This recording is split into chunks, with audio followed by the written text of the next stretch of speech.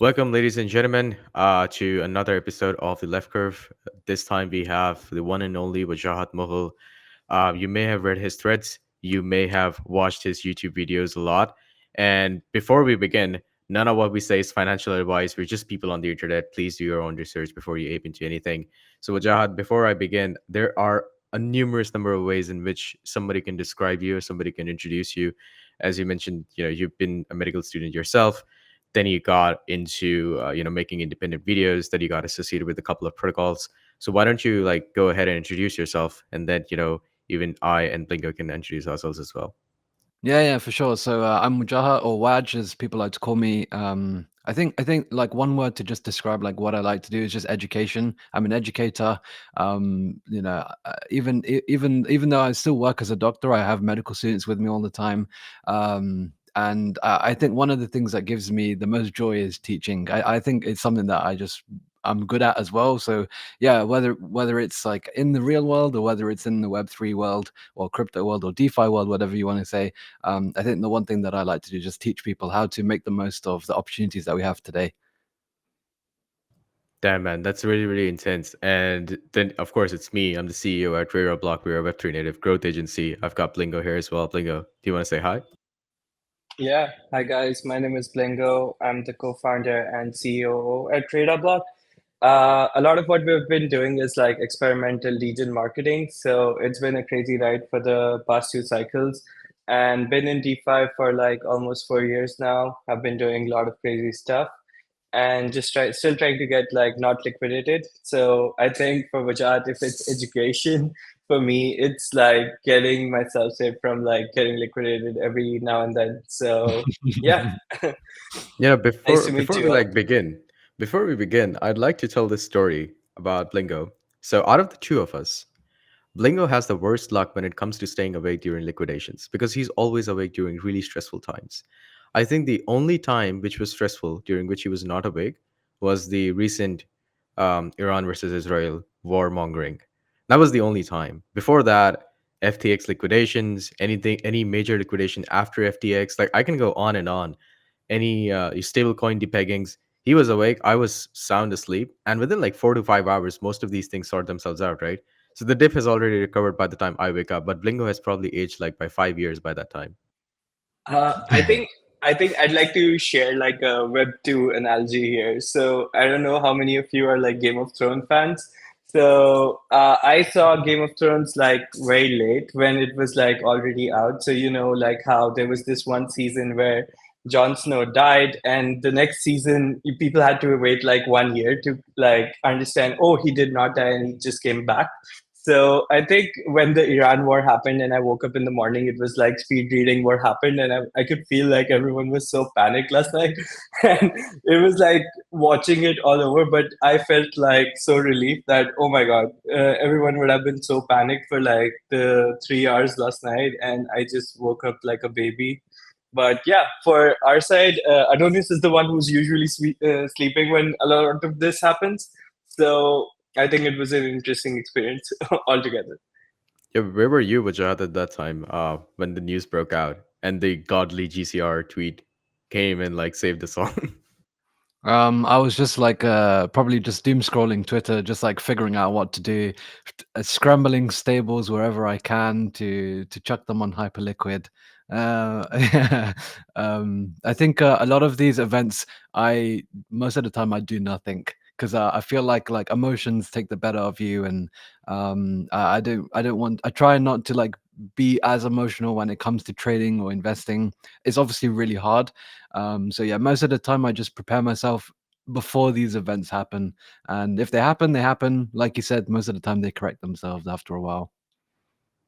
Yeah, man. I mean, I did not have dry powder at this point of time, unfortunately, because I was awake. But one of our colleagues did have dry powder. I literally called him up and I forced him to buy something, and he bought it. And he was like really, really happy. Um, By the way, this was financial advice for him, not for anyone who's watching this right now. So just I gotta be careful on this one, man.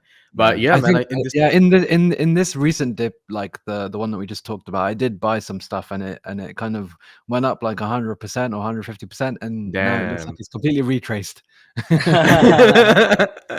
That's the world of crypto, sir. But yeah, we're gonna be talking about yield farming in general, the eigenstake draw, which is like the talk of town. CZ getting 4 months, and any recent market developments that we have, right, Wajahat? So basically, we'll soon have like plebs entering the market as well, and you're like the yield farming god to most newbies, right? Most of us actually have watched your videos on yield farming at some point in our lives, right? So, what cautions do they need to keep in mind, and how would you explain yield farming to like a complete beginner?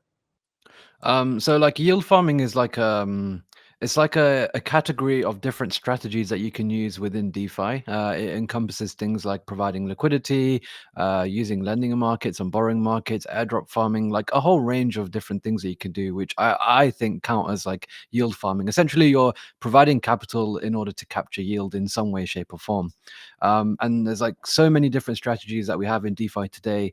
I think for people who are like entering the market or like new to this, it can be a little bit daunting because you see these crazy numbers, this 50% APR, 100% APR, and sometimes even higher than that. Like it can look very, very appealing on the surface, but like when you look into it, you'll realize that there's so many risks that come with it, whether it's impermanent loss, the smart contract risk, oracle risk, blockchain risk, the asset themselves, depegging risk. There's like so many things that you have to be aware of. I think every single strategy itself has its own risk. And so it's just spending maybe half an hour or 45 minutes to just understand the strategy properly. I think is probably the best thing that you can do. And then secondly, if you're just starting off, just use like the blue chip protocols. Don't go down and start using carrot finance or like whichever new fruit swap or whatever that's just come out. I mean, I feel like we're past that stage now. That was more last cycle, but still, you know what I mean? There's so many like new farms and weird kind of Ponzi's that we see in this space. So yeah, just stick with Aave or just stick with Uniswap or something that's been around for a little while longer. Of course, no financial advice because like those things can still go wrong. Assets on there, you can still lose money. But yeah, that would be my advice. What do you mean I cannot go for like the 4,000 APR just by scrolling on DeFi Llama and just ape right into it? What do you No, I mean by mean, that? I mean, you can go for the 4,000% APR, but if you're a complete beginner, I think most of them will get completely wrecked. But if you're someone who's a little bit more sophisticated and you know how to hedge yourself a little bit and you know like when to really exit these positions because they don't last forever. 4,000% APR will last a day or two if it's a very good thing. If that, Yeah, then fair enough. But yeah, I think most people will get wrecked. I think if the risks are like outlined appropriately, then perhaps it's easier for the end user to make like a good call or like Yeah, make like a sound definitely. judgment. The problem comes in when a lot of these opportunities are portrayed to be risk free. And I think that has been like my biggest gripe. And that has been a lot of people's biggest gripe, which is why I think we're now seeing like such a strong shift in market sentiment or market preference towards meme coins. Because meme coins, they don't portray to be anything more than what they actually are. They're a speculative asset class. Their Yeah. main reason for existence is speculation. They do not intend to make you rich safely, quote unquote. There is inherent risk. They accepted that there is inherent risk. If you go into their Telegram and you start complaining about like a 50% drawdown, people are going to start lolling at you because they're going to be like, what did you expect? This is a meme coin. There were no promises made of any form of utility whatsoever. But I think even when you talk about yields in blue chip protocols such as Aave, when you mentioned the different kinds of security incidents that can happen, I think both Blingo and we both had like flashbacks across DeFi history when that one particular risk has been like at the top page of the blog, Cointelegraph, DeFi Llama News, right? And more than that, it's the unknown unknowns. A lot of people in DeFi who are going to be entering into the markets, I believe that they're not even prepared for protecting themselves against risks because they do not know they exist in some sense, right? So have you tried onboarding anyone lately to DeFi, and can you like walk us through what their experience has been? I assume you have like a standard protocol through which you walk them through, But what has been like the usual, onboarding mechanism that Vajat Mughal has used? I think in the last maybe 12 months, it's mostly been like airdrop farming that I've been like getting people on board onto. Like, let's say my friends in real life, that like haven't really experienced crypto. Like one, like everyone knows that like airdrop farming maybe 12 months ago was like a pretty decent strategy actually. Yeah. That there's so many new chains, there's so many new protocols, and if you played it right, you probably already made a decent amount from some of these airdrops already. So I always used to tell people at the start, like, okay, put in what you can afford to lose, maybe $20, $50, $100, not a lot at all, because you don't really need a lot to really play around with DeFi. And basically use this money as your education. Okay, yes, it could go to zero. You could put it into a random smart contract, or you could get exploited. You could click on a phishing link or something. Do you know what I mean? But like, use this as your education to try and explore like what we have in DeFi today. And so those people, like I tell them, like, go and explore what a DEX is, go and explore what a money market is, go and explore what some of these derivatives are. And once you've tried out maybe 20 or 25 different applications, I think most people have a good idea of kind of how things work and some of the different common mechanics that we have in DeFi today. And you just build it up slowly from there. That's usually what I've been doing. And I think people have kind of appreciated it. I think you'll find that lots of people have loads of questions because like it's such a different thing to anything that we have in traditional financial markets. But I think like if people are willing to spend a bit of time, then generally it shouldn't take that long for people to learn. I think people can learn a lot in even a week. I think just to add there, something I personally use for onboarding people has been that I just tell them that, hey, go to DeFi Llama, and these are the categories that you see. So there's like DEXs, there's like lending and borrowing, there's CDPs. I just tell them if you get like gist of like what each one of the top protocols do, you're pretty much safe because like I understand they're like very a lot of protocol based improvements here and there, but to understand most of it, I think it's good. But something I've seen is like a lot of people when they're onboarding struggle with is like getting the jargons right for Web3. So why do you spell this way? And I think when we're talking about the left curve, this has been like the talk of the town for like the last 1 year for us. Like we saw this translation from a lot of giga brain thesis to actually saying, hey, this seems like an industry where just memes work. And now even the some of the bigger protocols are considering, launching a meme coin for adoption, and a lot of strategies have changed. But I think for someone who's coming to DeFi, I think a lot of it is expectation management as well.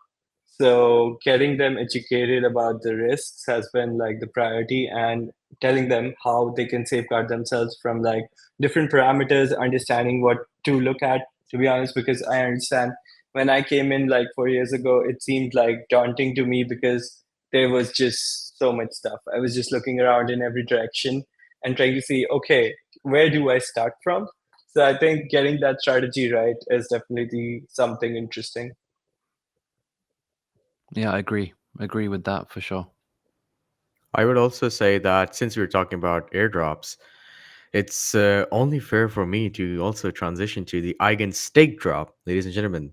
It's not an airdrop, it's a stake drop. It's the talk of the town. People aren't really happy with it, to be honest. Like I was watching the Blanklist live stream. They had to turn off the comments midstream because of the amount of hate they were getting from that. Um, People are not happy that it's not transferable. The claim was geo blocked, even though the deposits were not. So, have you been following around, Wajahat? Did you invest anything by any chance into Eigen yourself?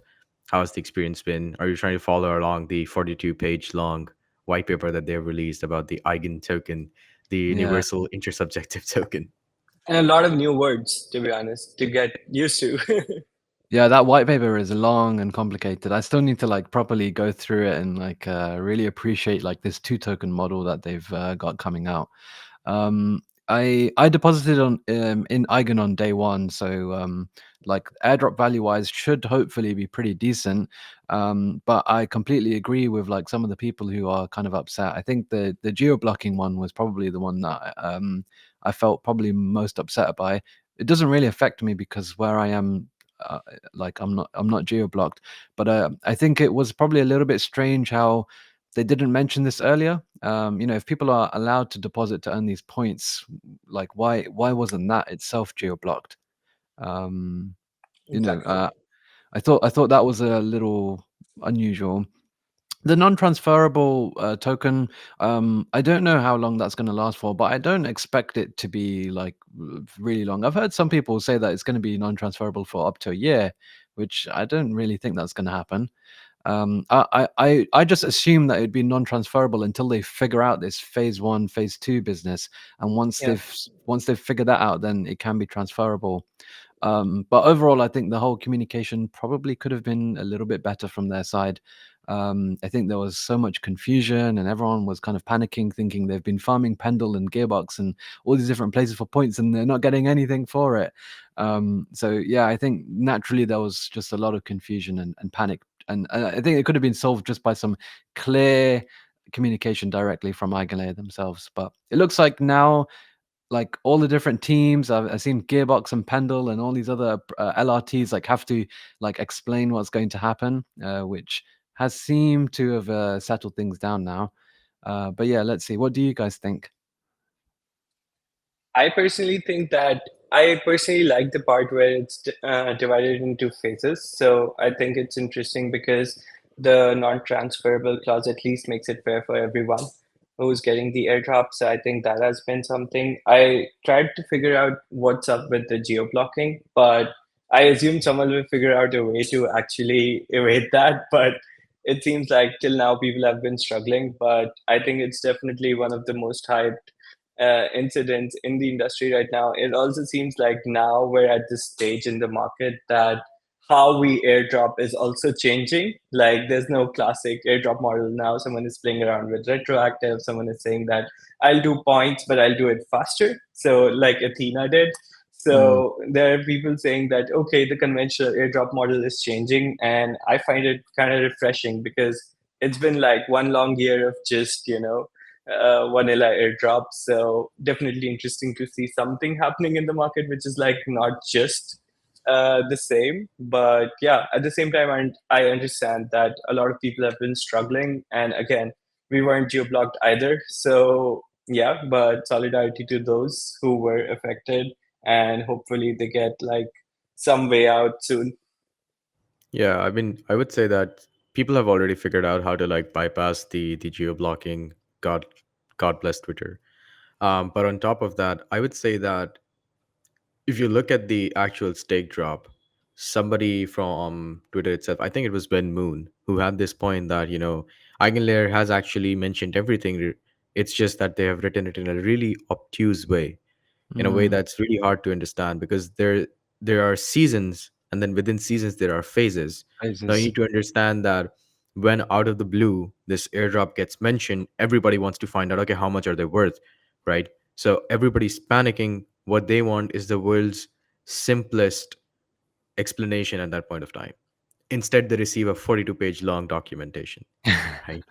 And on top of that, the clause that it's non-transferable, it's geo-blocked, and not a lot of communication from the team.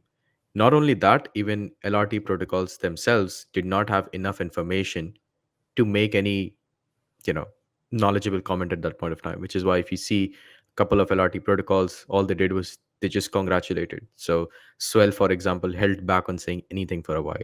EtherFi, they just simply congratulated, and then they said nothing beyond that.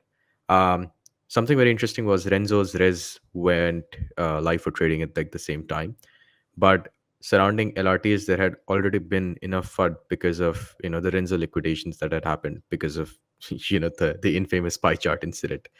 So all of that really brought down a lot of trust in the Eigenlayer ecosystem as a whole. To be honest, sentiment is really poor.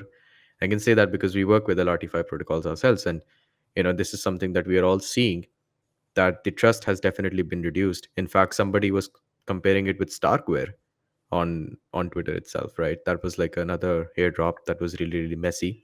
Somebody actually asked me like, what was like the last airdrop that everybody seemed to be happy with? I think Jito was one example. Did not read a lot of negative news about Jito as a whole. People were like really happy, but then that was at that point of time where you can deposit like one soul and get the G to airdrop. And those were Yeah. like the early days of the bull run in some sense. And I'm not by any means saying that we are towards the last end of it. Hopefully, fingers crossed. But that's something that I personally noticed as well. And hopefully, this clears up faster than it has spread across in terms of just magnitude, because a lot of things are riding on top of it. We saw that there are a lot of people who are in the queue for like withdrawing their assets from eigenlayer. So I'm not sure how this affects the whole restaking future or the future of the avs's that are building using the eigenlayer technology as a whole. Wajad, by that also reminds me, because I think I kind of skipped over this from the last discussion. Have there been any yields you're farming personally? These do not need to be vanilla by any chance. It's all right. And I'm only reminded of this because, I saw that there were a lot of ways you can leverage like Gearbox or Morpho to get like an extra points on EtherFi and Renzo and stuff like that. So I'm just like asking you is here that are there any yields you're looking into personally at the moment? I'm always farming, like always. I'm never not farming. Um, right now, like I have all of my ETH in like a few different places. Some money markets, um, some LRTs still that I have, kelp and things like that. I still have my ETH in Eigen. A lot of people are talking about Karak right now as well, which seems to be popping up. Um, Stable coins are all over the place as well. I'm doing like the cash carry trade as well, but I do it manually, which I think sometimes you can get much better yields. Right now, it looks like the funding rates have kind of come down a little bit, but you still see like some crazy ones here and there. You just got to shop around a little bit. Um, I do like a monthly series called Farms of the Month, and I'm gonna post some of the farms that I'm in like right now later on Twitter today. But yeah, the usual Gearbox, Pendle, TimeSwap, Curve, even Uniswap, Trader Joe, all of these places I like to farm regularly. Even Hyperliquid like HLP has been performing really well. They're just some off the top of my head.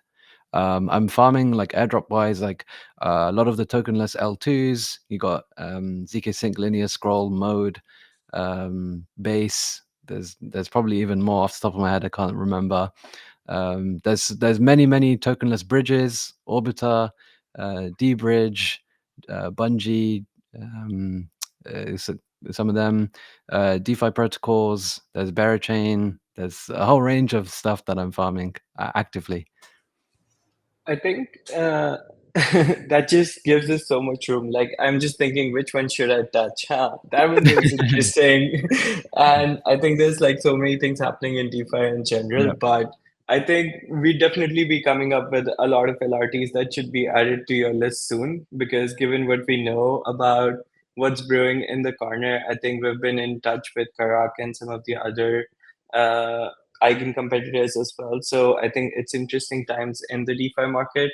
I know Adonis touched on some things on future of Eigen, so allow me to take a moment and call him a fudder, because I think it's an interesting time to be in DeFi. A lot of interesting things are happening. It's okay for airdrops or like post airdrop engagements to go down. I do think like we need to think about as an industry to uh, consider stickiness beyond the airdrops. I was looking at some statistics from Starkware and like how it has been after the airdrop, and the user activity has like fallen by several points. So I think it is interesting to see how the Eigen chapter would play out from here.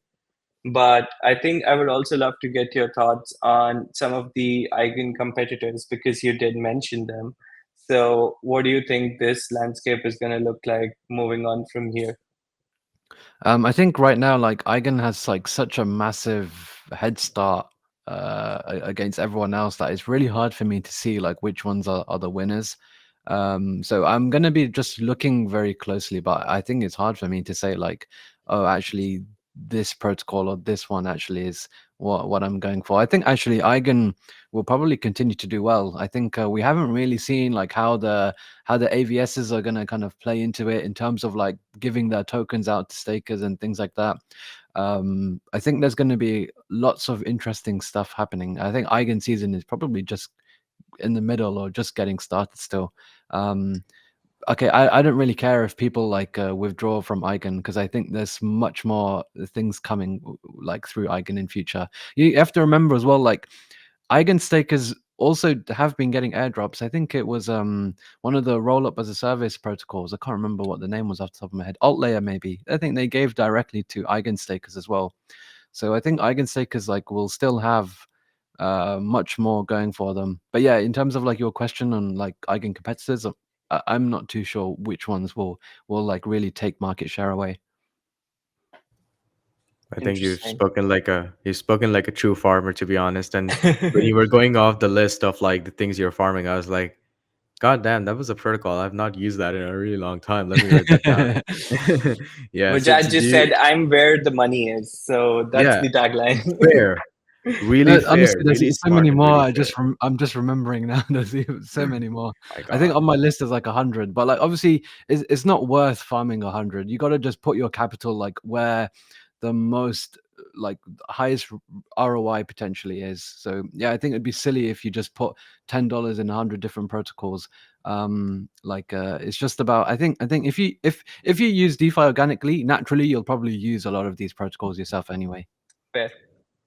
Fair enough, I'd say. And that also means that Vajahat does not believe in putting $10 in 100 protocols. That means he's putting 1,000. Confirm network. So Those bags are big. those bags are really big. What do you mean? Those cameras cost a lot. And in terms of costing and price, I think the price currently has been pretty much difficult to watch. Hopefully, we can look at this video in the future and think, oh, that was just like a really small zip. But like the Hong Kong ETS came through and they underperformed, to put it mildly, in terms of like pumping up the bags.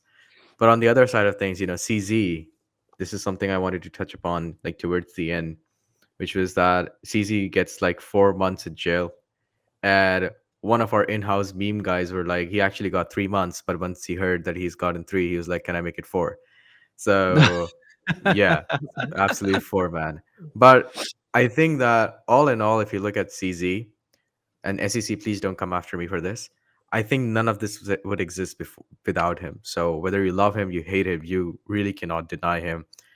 Uh, I just have no words in order to like glorify him or put him down in any way. It's just the state of the facts. Like you could not find me a more influential person than that person. Like besides, I believe like Vitalik and I believe Satoshi himself. Really, the grandfather of like modern DeFi as a whole.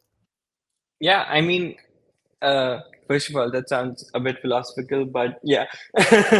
But I feel like CZ just ate Hong Kong EDF. So I was just seeing like Hong Kong EDFs come in last night, and I was like, everyone was like so busy saying four everywhere under each comment. So I think it was an interesting mix of reactions from the market. I think as a marketeer, I personally was like commenting for everywhere, wherever I could. So I think it was an interesting take, but definitely interesting to see how Hong Kong has been developing as a market. I know that there were a bunch of events there, here and there as well. I think there's an event there coming soon.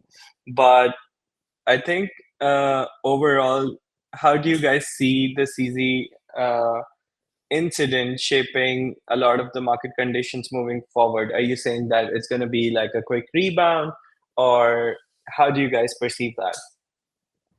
I don't know if we'll get like a quick rebound. I think everyone is looking right now and talking about their different price targets, whether it's Yeah. 52 or 48 or maybe run it a little bit. Everyone's got their own thesis. Some people think it's doom and gloom. Some people think now's the time to buy. Like who really knows? I mean, no one really knows. Exactly. I hope that things just go sideways for ages because it gives me more time to farm. See, I told you he's speaking like a true farmer. You're speaking everything that's coming to my heart, basically. And Yeah.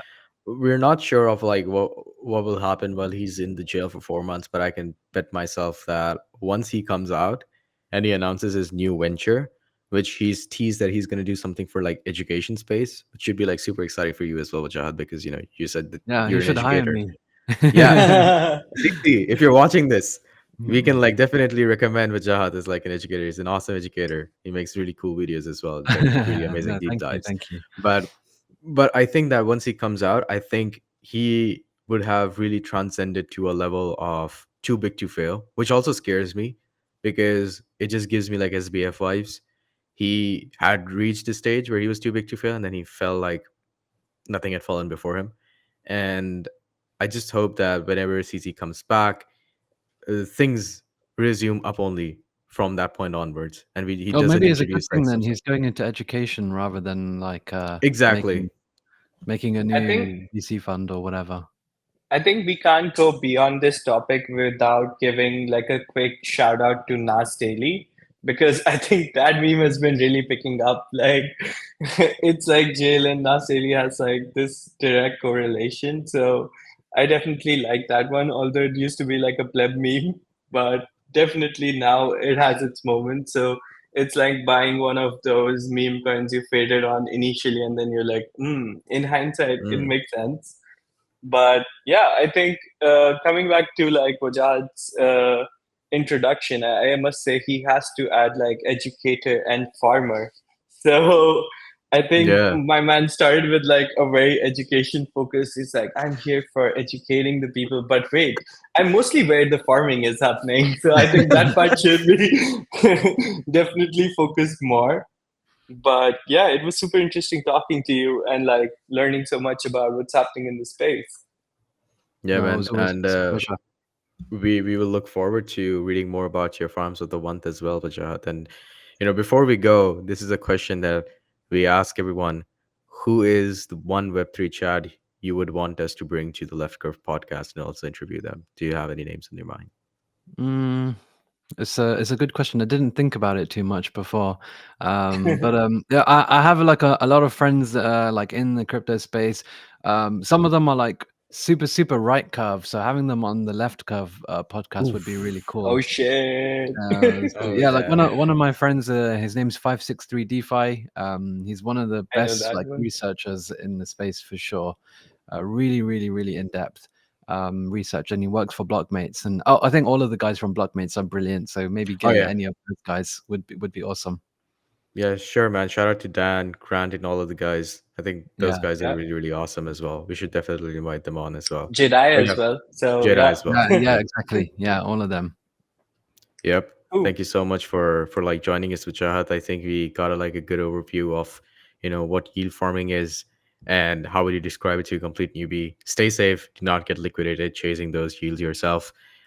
We did touch upon Eigenstake drop, but unfortunately couldn't talk too much about it because we all have like 42 pages to read before we can make any intelligent comments on top of it.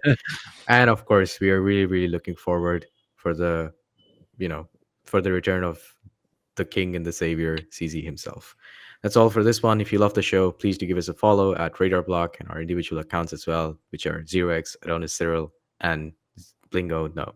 Make sure you follow our guest Vajat as well, who is smart enough to write his own handle in his name itself. It's just 0x Mughal. Thank you all, and this is it. Take care, guys.